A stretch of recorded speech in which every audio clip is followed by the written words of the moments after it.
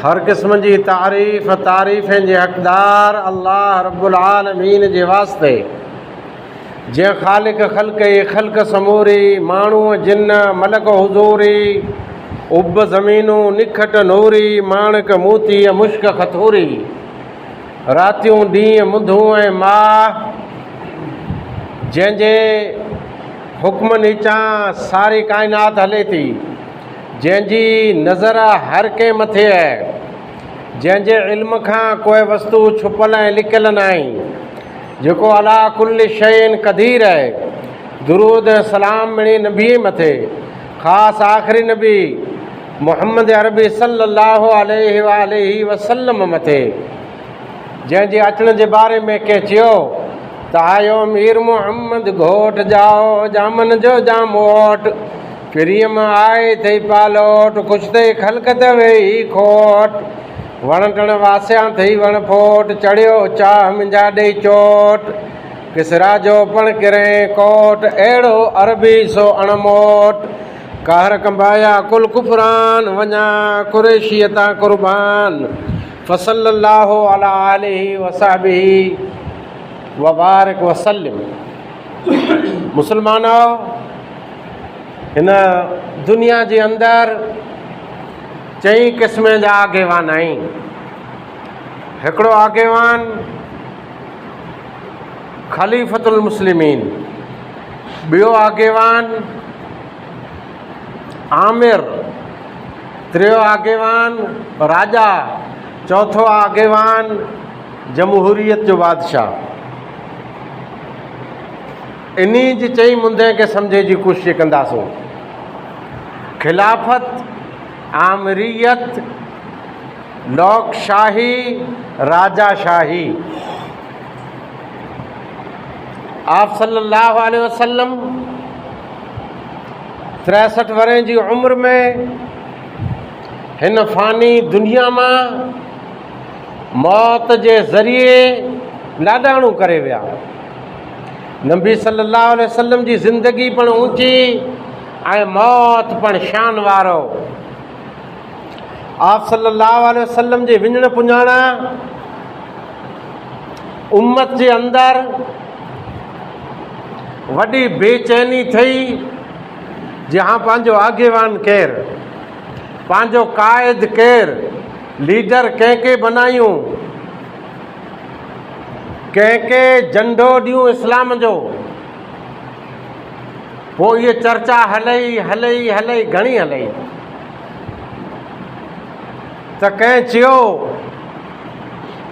जे भला नबी सल्लल्लाहु अलैहि वसल्लम मके मां हिजरत कयो मदीने ऐं गारे सौर जे अंदरि चंद ॾींहं ॾुखियो वक़्तु हो, तैर कंहिं साथ ॾिनो, इन सफ़र में केरु बेरो हो?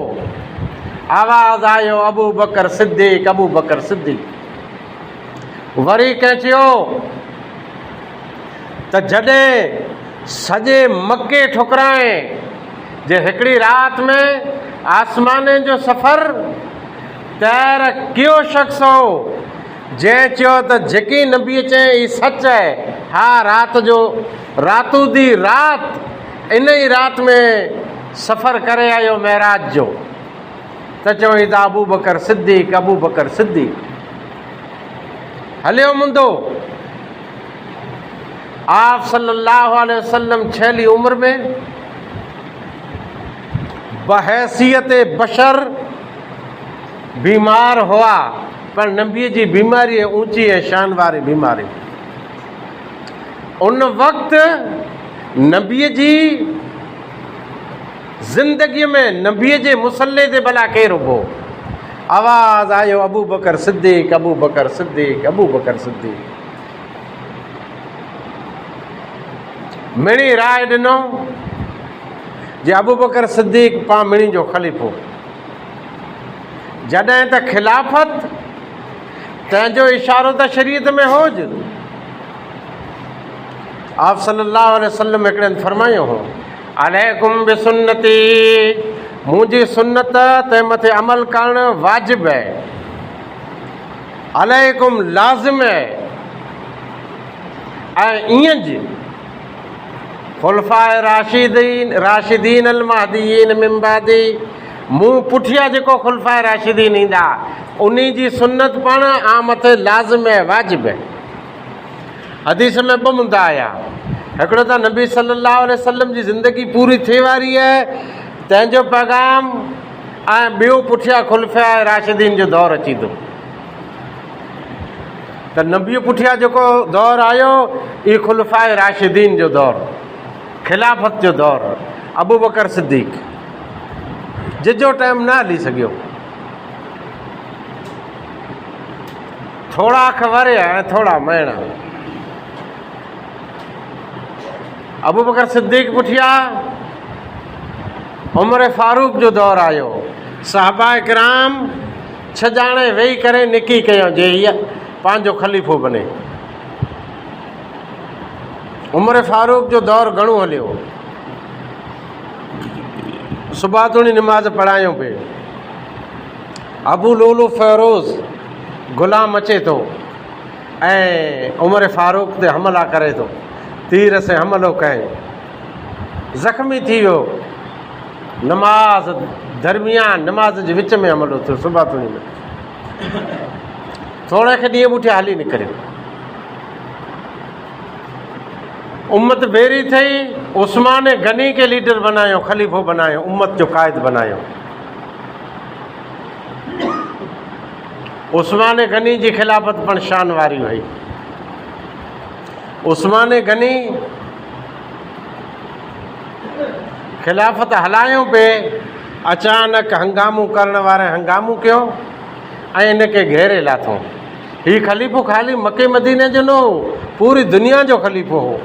खिलाफ़त राशिदा पूरी दुनिया जी खिलाफ़त। पाणी बंदि कयो, पर पाणी उन नेस जो आहे बंदि कयो जेको यहूदी वटां विकांदो नेस ॻीड़े, विकांदो नेस गिनी ऐं आम मुस्लमान लाइ वक़फ़ कयो वें, ऐं वक़फ़ में उस्मान गनी तमामु आॻड़ हो। रोज़े जी हालत में हमलो थियो, हमलो करण वारे सर मुबारक अलॻि करे छॾियो धड़ खां। ख़लीफ़तुल मुस्लिमीन अमीरुल मोमिनीन 3 नंबर जो उम्मत हज़रत अली बिन अबी तालिब अली करमुल्लाह वजहू के ख़लीफ़ो बनाए। हितां मदीने मां कूफे जी तरफ़ पिंड जी गादी खड़ी विया, राजधानी खड़ी विया। अलगर्ज़ हज़रत अली रज़ी अल्लाह ताला अन्हु पण सुबातुणी मुसल्ले ते पढ़ायो पे, थियो हमलो, ई पण शहीद थी विया। 4 यार 4 ख़लीफ़ा खुलफाए राशिदीन, अबू बकर सिद्दीक़, उमर फारूक, उस्मान गनी, अली मुर्तज़ा। इन्ही जी अने नबी सल्लल्लाहु अलैहि वसल्लम जी पिंड में रिश्तेदारी करो है। हज़रत अली रज़ी अल्लाह ताला अन्हु हसन अने हुसैन जा नाना, हसनैन जा नाना, नबी सल्लल्लाहु अलैहि वसल्लम जा जमाई हज़रत अली, बीबी फातिमा रज़ी अल्लाह ताला अन्हा जा शोहर अली रज़ी अल्लाह ताला अन्हु, नबी सल्लल्लाहु अलैहि वसल्लम जे काके जा पुट, काकाई भाउ। उस्मान गनी बुफेरा नबी सल्लल्लाहु अलैहि वसल्लम जा जमाई। 3 नंबर जा ख़लीफ़ा हज़रत उमर नबी सल्लल्लाहु अलैहि वसल्लम जा सहुरा, ऐं अबू बकर सिद्दीक़ पण उम्मुल मोमिनीन आयशा रज़ी अल्लाह ताला अन्हा जा वालिद, यानी नबी सल्लल्लाहु अलैहि वसल्लम जा सहुरा। चई हुकूमत कयो, खिलाफ़त कयो, 4 ख़लीफ़ा। मुंदो आयो वरे मुद्दत सिर्फ़ अने सिर्फ़ लमसम 30 वरे, 29 जे गारे में ई दौरु पूरो थी वियो। तंहिं पुठियां ॿियो दौरु आयो खिलाफ़त जो, जंहिंजे अंदरि भारी नुक़सान थिया। अने खुलफाए राशिदीन जो दौरु ऊंचो अने क़ीमती, अहिड़ो दौरु पुठियां कॾहिं आयो न। बनु उमैया, खिलाफ़त बनु उमैया। हज़रत उस्मान रज़ी अल्लाह ताला अन्हु जे कुटुंब मां अमीर माविया रज़ी अल्लाह ताला अन्हु हुआ, कातिब वही हुआ, साहबी रसूल हुआ। नबीअ जे ज़माने में क़ुरान मजीद जी आयतूं लिखंदा पिया हुआ, अने मशहूर साहबी हुआ। खिलाफ़त राशिदा पुठिया उम्मत में इख्तिलाफ़ थियो। अमोक हज़रत हसन जेको नबी सल्लल्लाहु अलैहि वसल्लम जा नवासा अने अली रज़ी अल्लाह ताला अन्हु जा पुट, तंहिंखे ख़लीफ़ो बनायो। कूफ़े वारे थोरे इंसान हेॾा उम्मत जे हिकिड़े हिसे हज़रत माविया रज़ी अल्लाह ताला अन्हु खे ख़लीफ़ो बनायो। इन्हनि जो पिंड में समझौतो थियो। हज़रत हसन रज़ी अल्लाह ताला अन्हु राजीनामा ॾिनो अने अमीर माविया खे ख़लीफ़ो बनायो। अमीर माविया रज़ी अल्लाह ताला अन्हु पूरी उम्मत जा ख़लीफ़ा बनिया। इख़्तिलाफ़ थी विया पूरा, अने इहा खिलाफ़त हलई। खिलाफ़त बनु उमैया चवाइजे थो। कुल 14 ख़लीफ़ा आया। 92 वरस સુધી इहा खिलाफ़त हलई। इन खिलाफ़त जे अंदरि उमर बिन अब्दुल अज़ीज़ तमामु ऊंचो ख़लीफ़ो हो। इन ई दौर में मोहम्मद बिन कासिम पंहिंजे हिन प्यारे मुल्क में आयो। राजा दाहिर जेको सिंध जो राजा हो, तंहिंखे साम्हूं जेको मुक़ाबिलो थियो इहो हीज दौर हो। थे खिलाफ़त 92 वरे पुठिया ॿियो दौर पूरो थियो। इन्ही के दौर पूरो कीअं थियो? जंग थी। अब्बास रज़ी अल्लाह ताला अन्हु जी औलाद जा जेके हुआ उन जंग कयो। ज़ाब नामी मिस्र में को जगह आहे, तंहिंजी जंग में मरवान सानी करे अब्बासी 14 ख़लीफ़ो, बनु उमैया जो 14 ख़लीफ़ो अब्बासी जे हथां पूरो थियो। अने बनु उमैया जी हुकूमत पूरी थी, अब्बासी जी हुकूमत शुरू थी। अबुल अब्बास मंसूर तंहिंजो दौर थियो चालू। ई सिलसिलो हलियो हलियो हलियो। खिलाफ़त जो सिक्को हलियो 2-4 ॾींहं न, बल्कि 508 वरे સુધી 37 ख़लीफ़ा आया। मड़े इन ई घर जा पिया आया। पर थियो ईअं त हलाकू खानो थियो। अने बगदाद ते हमलो कयईं, बगदाद के वैरान कयईं। हिकिड़ो ॿ न, लखूं इंसान बगदाद जे अंदरि हलाकू जे हथां कुसी विया। आड़ ते जेको नए नंढी आहे, तंहिंमें एतिरो रतु वड़ो इंसान जो जे नए जो पाणी, नंढीअ जो पाणी लाल पिए पियो। इस्लामी वॾा कुतुबखाना हुआ, किताब घर हुआ जर इन खे दुखायो, पोइ इन जी राख फगायो दरिया में, तर दरिया कारो थी वियो वानीअ से। हलाकू खान जे हथां 37 ख़लीफ़ा तंहिंजी थी हुकूमत पूरी बनु अब्बास जी।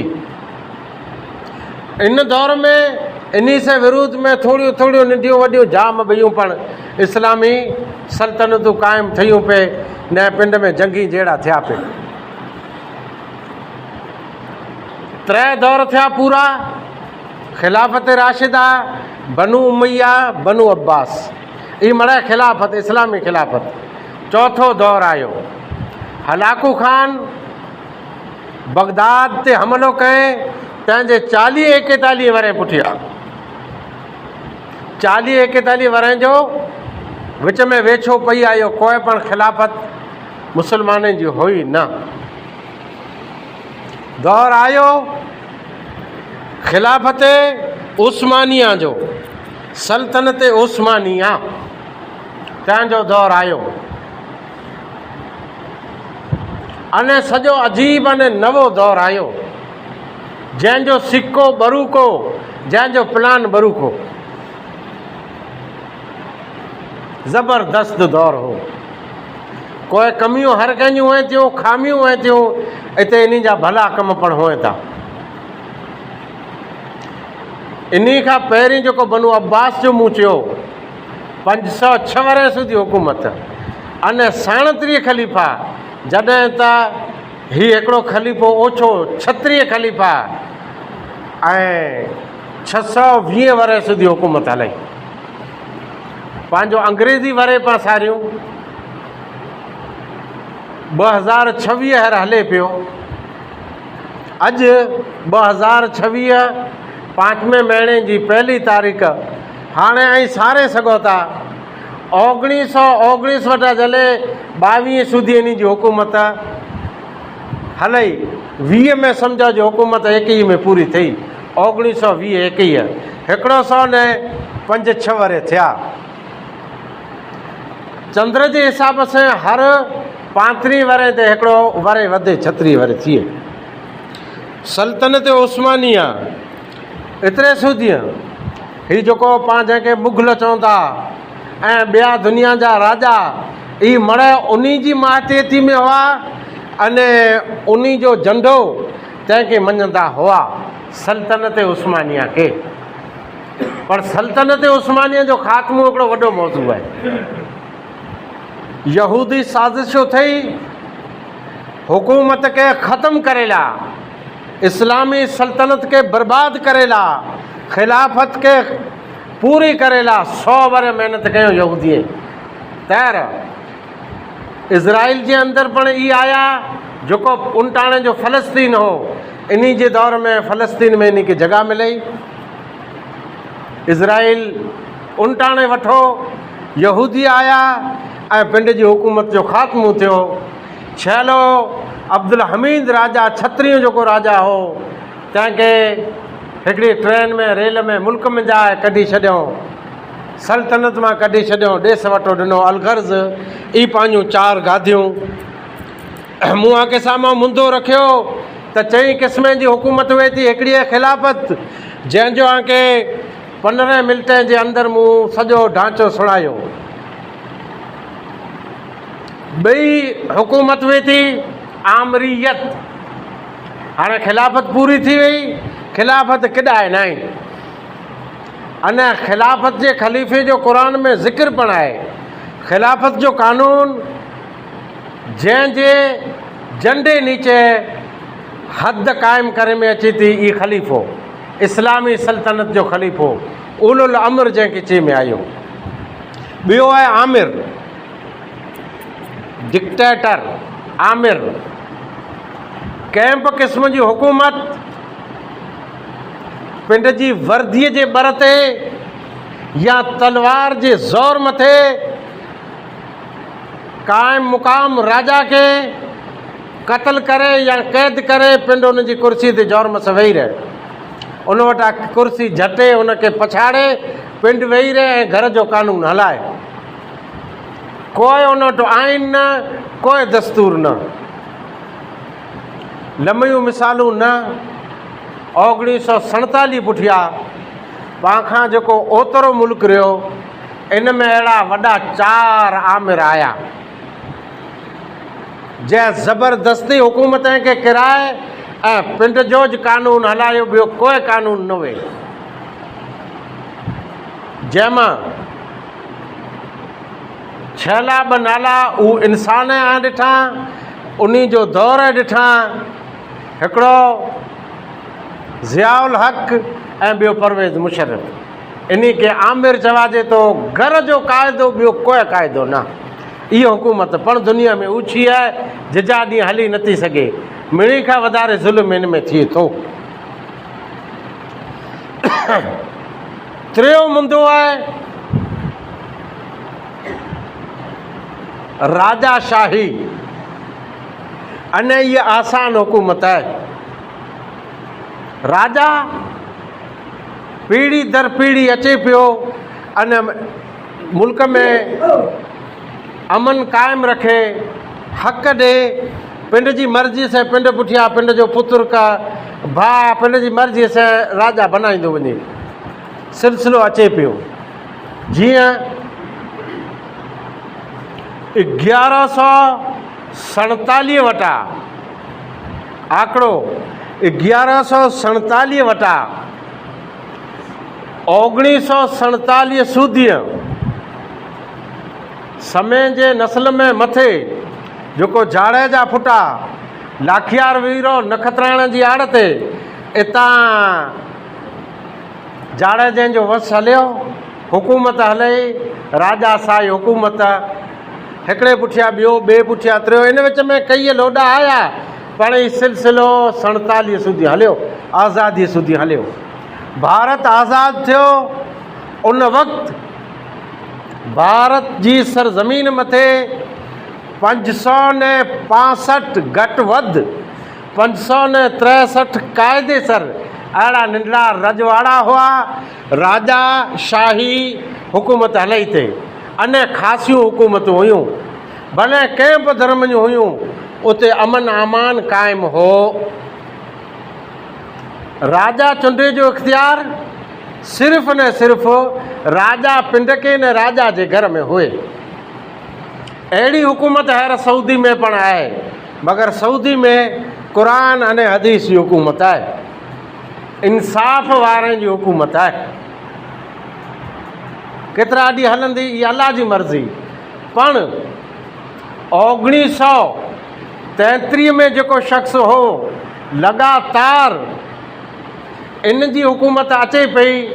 अॼु सूदीअ 1952 में वफ़ात करे वियो, तंहिं पुठियां हिन जो पुत्र आयो, पोइ ॿियो पुत्र, पोइ इन लेवल ते हले पियो, मुंदो हले पियो। अॼु सूदीअ उन जो पुत्र रहियो, से लमो न हिन जे नस्ब पिंड जो हक़ीक़ी पुत्र, यानी पुठियां भाउ पिया अचे। बाप केॾा भाउ क़ीमती 1952-53 वटा अॼु सूदीअ सॻा भाउ हुकूमत कयूं पिया। राजा शाही पब्लिक खे अदलो इंसाफ़ ॾियनि था। 3 मुंदा थिया, टूंक में हाणे अचींदो 4थो मुंदो, जंहिं लाइ करे ही सॼो मूं घाट घड़ियो। जमहूरियत, लोकशाही, अने दुनिया में जमहूरी मुल्क घणा आहिनि, जे पब्लिक खे इख्तियार हुए तो राजा चूंडे जो। भारत मुल्क आज़ाद थियो, तंहिं पुठियां तर्ज़ हुकूमत जमहूरियत आहे, लोकशाही आहे, अने बहितरीन आहे। हिकिड़ो बंधारण आहे, कानून आहे, क़ाइदो आहे, नियम आहे, जेको सारो आहे अने सुठो आहे। ऊंचो इस्लाम आहे, क़ुरान आहे, पर इंसानी ज़िंदगीअ लाइ मुल्क में रहण सहण क़ाइदो कानून ई तमामु सारो आहे, जंहिंखे आइन हिंद दस्तूर हिंद चवनि था। जंहिं दस्तूर पाणखे आज़ादी ॾिनी आहे, तव्हां पिंड जो धर्म अपनाए सघो था, उन ते अमल करे सघो था, उन जो प्रचार करे सघो था। अॼु भारत जे अंदरि मुस्लमान सर पिंड जो ऊंचो करे हली सघे थो, मस्जिद बनाए सघे थो, मदरसो बनाए सघे थो, इस्लाम जो प्रचार करे सघे थो, इस्लाम ते अमल करे सघे थो। ई पंहिंजो बर ताक़त न आहे, बल्कि ई क़ाइदे जी अने कानून जी आज़ादी आहे, दस्तूर जी आज़ादी आहे, जंहिंजे बलबूते ते पाणखे पंहिंजा हक़ जुड़नि पिया। जमहूरी मुल्क आहे, अने जमहूरियत में हर इंसान खे अधिकार हुए थो जंहिंखे ई पिंड जी राय ॾे। हर इंसान अहिड़े वरे जो थियो, इनखे इख्तियार आहे। पाण वटि वॾी हिकिड़ी पार्टी भारत जे अंदरि अंग्रेज़ जे दौर में 1885 आंकड़ो यादि रखिजा, 1885 मुंबई में जंहिंजो जनमु थियो, गोकुल भाई यूनिवर्सिटीअ में कॉलेज में अंग्रेज़ इब्तिदा कयईं। पोइ हलंदे हलंदे भारत जी आज़ादीअ खां पहिरीं हिन में करोड़ों भारतीय शामिल थिया। अहिड़ी मज़बूत पार्टी थी कांग्रेस जंहिंखे चवनि था। पर हाणे इहा पार्टी थी पूरी 140 वरनि जी थी, हिकिड़ा मरी विया ऐं ॿिए दल बदल कयो, फ़रोग़ थी विया, विकिजी विया।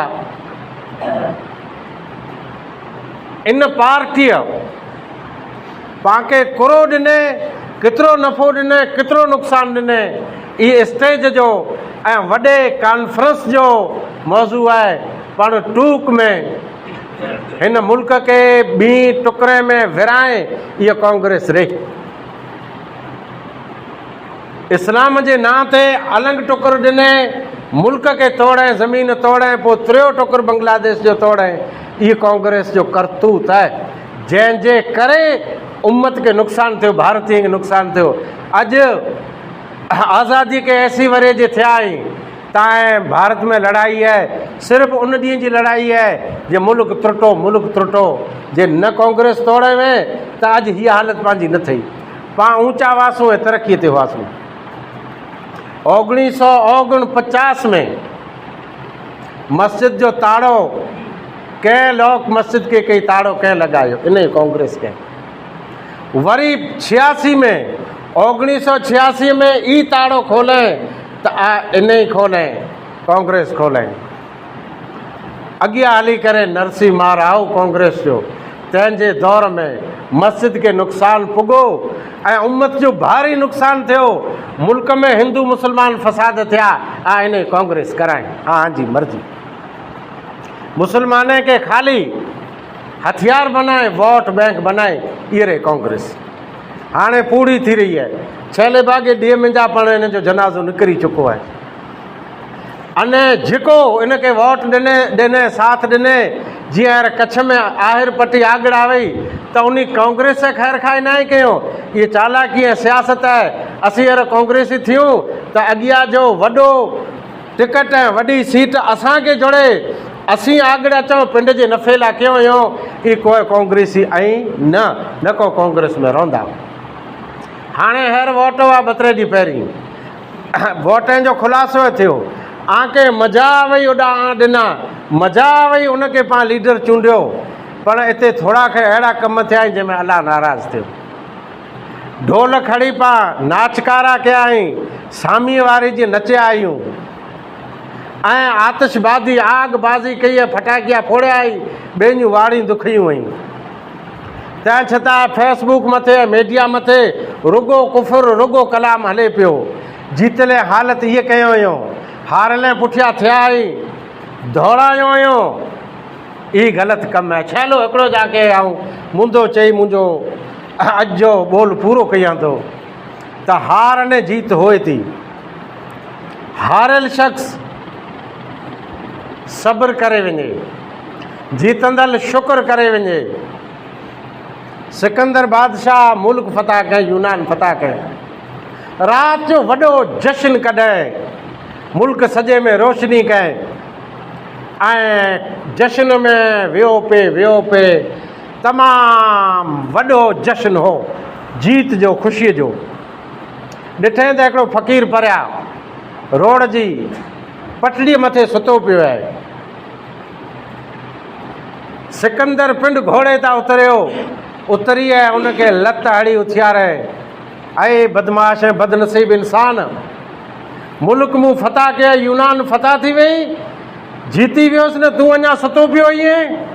त हीअं नारे ने जेको फ़क़ीर ॿोल चए, ई ॿोल मुंहिंजे पछ में बनीअ जे भाए खे आउं चवणु घुरां थो। जेको जीती विया उन खे आउं चवणु घुरां थो। तैर चए, बेशक तोखे मुबारकियूं, तूं भले जीते। मुल्क जीतण ऐं जीत मथे ख़ुशी करण, ई फाते अने जीतंदड़ राजा जो कमु आहे। पाण सुतले खे लतूं हणणी गॾोड़नि जो कमु आहे। वाख़िर दावाना अल्हम्दुलिल्लाहि रब्बिल आलमीन।